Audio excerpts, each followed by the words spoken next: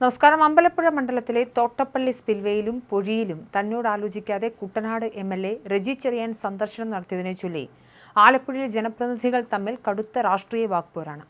Ambalappuzha MLA G Sudhakaran Kuttanad എം.എൽ.എക്കെതിരെ കടുത്ത വിമർശനവുമായി രംഗത്തെത്തിയപ്പോൾ ശക്തമായ ഭാഷയിലാണ് റെജി ചെറിയാൻ ഇതിന് മറുപടി നൽകിയത്.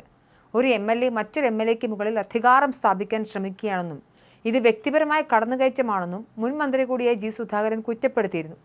ഒരാഴ്ച മുൻപാണ് ജി സുധാകരനെ അറിയിക്കാതെ റെജി ചെറിയാൻ തോട്ടപ്പള്ളി സ്പിൽവേ സന്ദർശിച്ചത്. റെജി ചെറിയാന് പണത്തിന്റെ പേരിലുള്ള അഹങ്കാരമാണെന്നും പ്രിവിലേജ് കമ്മിറ്റിയിൽ പരാതി നൽകിയാൽ അദ്ദേഹത്തിന്റെ സ്ഥാനം വരെ നഷ്ടമാകുമെന്നും സുധാകരൻ മുന്നറിയിപ്പ് നൽകിയിരുന്നു.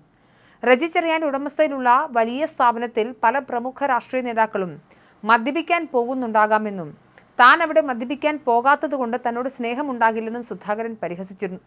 ഒരു രാഷ്ട്രീയവുമില്ലാതെ 4-5 പാർട്ടി മാറി ആദ്യമായി എം.എൽ.എ ആയ ആളാണ് തന്നെ സന്ദർശിക്കാതെ അല്ലെങ്കിൽ അറിയിക്കാതെ തോട്ടപ്പള്ളി കാണാൻ പോയത്.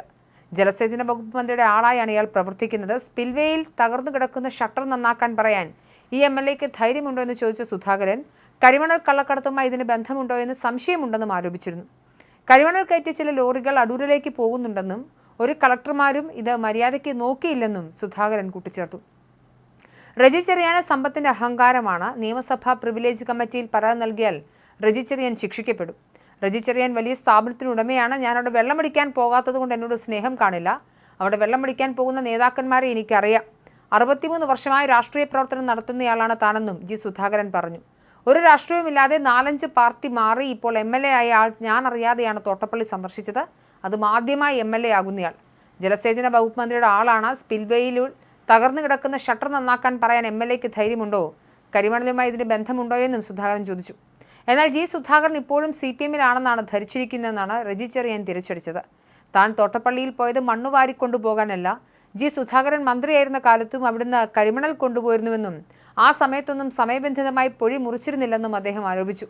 അക്കാലത്ത് കുട്ടനാട്ടിലെ പാവങ്ങളുടെ വീട്ടിൽ വെള്ളം കയറി കഴിയുമ്പോൾ രാത്രിക്ക് രാത്രി എമർജൻസി കോൺട്രാക്ട് കൊടുത്ത് കോടികൾ മുടക്കിയാണ് അവിടുന്ന് മണ്ണ് മാറ്റിയിരുന്നത്. അത് അടൂരിലേക്കാണോ മറ്റെവിടെയെങ്കിലേക്കുമാണോ എന്ന് അന്ന് ഭരിച്ചവർക്കറിയാനാകുമെന്നും റെജി ചെറിയാൻ കുറ്റപ്പെടുത്തി. അടുത്ത 5-6 ദിവസം ശക്തമായ മഴയുണ്ടാകുമെന്നാണ് കാലാവസ്ഥാ പ്രവചനം. ഈ സാഹചര്യത്തിൽ കുട്ടനാട്ടെ എം.എൽ.എ എന്ന നിലയിൽ തോട്ടപ്പള്ളി പൊഴി മുറിച്ചിട്ടുണ്ടോ എന്ന് അന്വേഷിക്കേണ്ടത് തന്റെ ഉത്തരവാദിത്തമാണ്. ആലപ്പുഴ ജില്ലയിലെ ഏത് എഞ്ചിനീയറെ വിളിക്കാനും തനിക്ക് അവകാശമുണ്ട്. അതനുസരിച്ച് വിളിച്ച് വേണ്ട നടപടികൾ ആരാഞ്ഞു. അടുത്ത ദിവസം അമ്പലപ്പുഴ എം.എൽ.എ അടക്കം എല്ലാവരുടെയും യോഗം വിളിച്ച് തീരുമാനമെടുക്കുമെന്നും പറഞ്ഞിരുന്നു. അതല്ലാതെ ഒരു നിയമവും ലംഘിച്ചിട്ടില്ല. വ്യക്തിഹത്യ ചെയ്യുന്നത് നോക്കിക്കണ്ട് ചെയ്താൽ കൊള്ളാം.